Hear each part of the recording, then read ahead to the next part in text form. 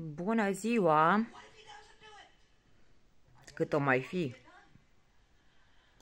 Că la cum se aude vremea. Tare mie că veți fugi. Nu sunt rea.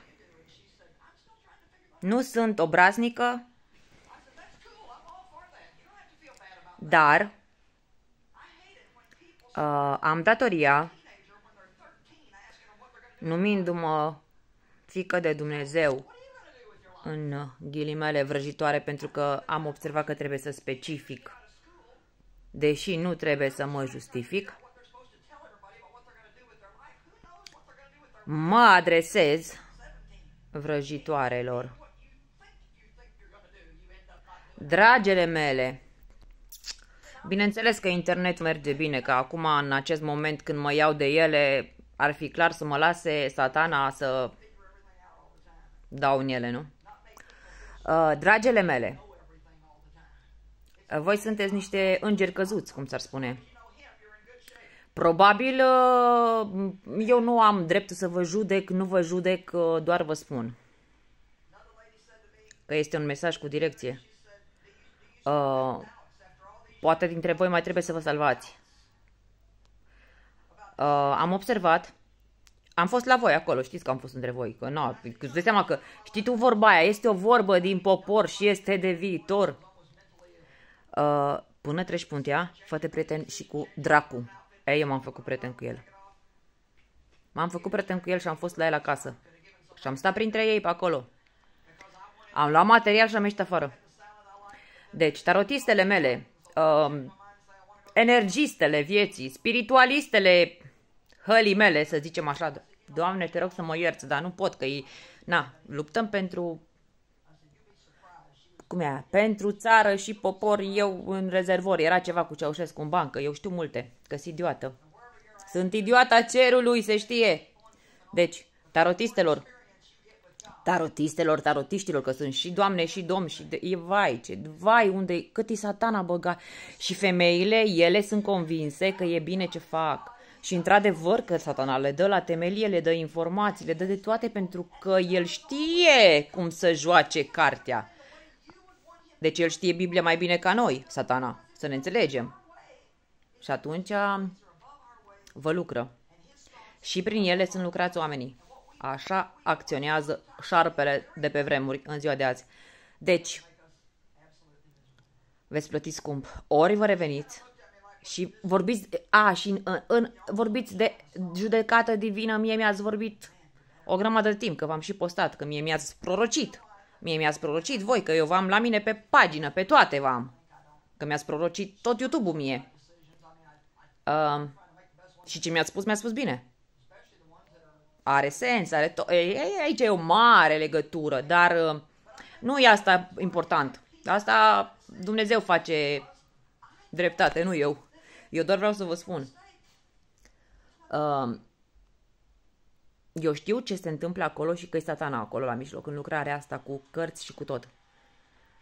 Păcăliți oamenii și oamenii se lasă păcăliți, că le mai ușor să meargă să-i dea un ancăr, să-i zică nu știu ce, să o ducă pe cărări greșite decât să caute la adevărul. Vă spun, sigur și sincer și probat și testat.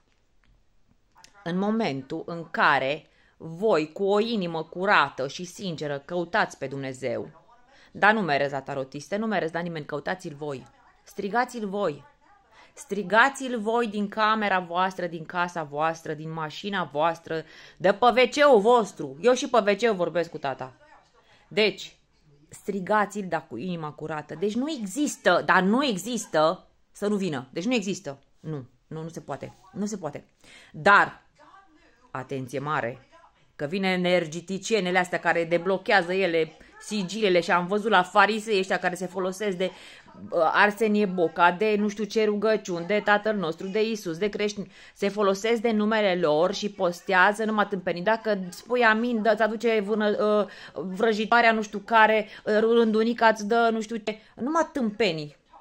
Uite, Satana, lucru Satana, bă, nene, îți dau temelie, la toți vă dau. Așa, deci, farisei, ăștia farisei de pe vremuri, știi? Ăștia.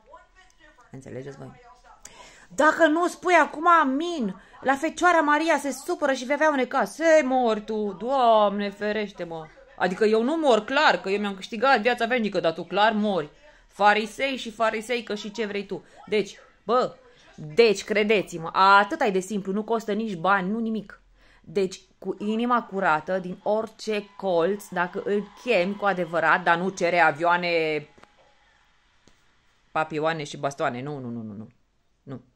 Știi cum? E momentul să ne căim, să ne pocăim de păcate, că nu sunteți niciunul sfânt cum nici eu n-am fost. Deci, cereți să vă dea ce crede El că meritați. Că așa după voi, fiecare vrea. Ăla vrea nu știu ce, ăla vrea nu știu ce, ăla vrea nu știu ce, ăla vrea pe lună, ăla vrea pe Marte, ăla vrea așa și ăla vrea așa. Nu. Ce consideră El că este pentru voi. Eu ce vă spun testat, adică nu vă spun de nebună ce sunt, că na, acum probabil... Iar dacă mă credeți nebună, ce să zic, că și pe Iisus l-au făcut săracul când era pe aici pe pământ și umbla, l-a făcut nebun și de toate. Aia nu e o problemă, adică e clar că toată lumea e de acord cu mine. Dar nu mă interesează. Eu spun pentru oamenii care încă mai au o durere și care încă mai au nevoie să audă lucrul ăsta. Eu îl spun că l-am testat și este cât se poate de real. Și e singura scăpare, este singura salvare. Alta nu există. Moartea din toate părțile. Da? Nimic. Tarot, droguri, alcool, tot ce vreți. Nimic nu există. Testat. Eu am trecut prin toate, așa. Droguri nu pot să zic, că n-am fost vreo drogată. Am stat între drogați, da, bine, vă contează, altă dată. Acum vreau să spun. Deci, inima curată, capul plecat, ca să mi-e place enorm, capul plecat, sabia nu taie. Și vorbele din popor au sens. Bun, deci, cu inima curată, cereți iertare și ajutor. Și recunoașteți că Iisus a murit pentru păcatele voastre. Și atunci o să vedeți voi minunile cum vin. Dar v-am zis, nu vă gândiți că cereți avioane și vă dă avioane. Că așa vă dă o roabă, dar nici cu aia nu vă puteți plimba, că poate nu are rost, n-are ceva. Ceva o să fie. Deci, sinceritate, inimă curată. Tarotistelor, aveți ceva? Dacă vreți satană, uite, invitație în direct la satană. Știi de ce e frică la satana de aleșii Domnului? Pentru că nu știe ce a pus Dumnezeu în ei, știi? El știe, ăștia au putere, dar nu știe ce zace în noi. Tocmai de aia. Dacă te ține, hai vino să o dai cu mine. Hai să dăm o liniuță, să te scutur eu de pașii. La revedere după mici. Eu beau o cola. Vă pup și vă iubesc. Dumnezeu să vă binecuvinteze. Pa, pa!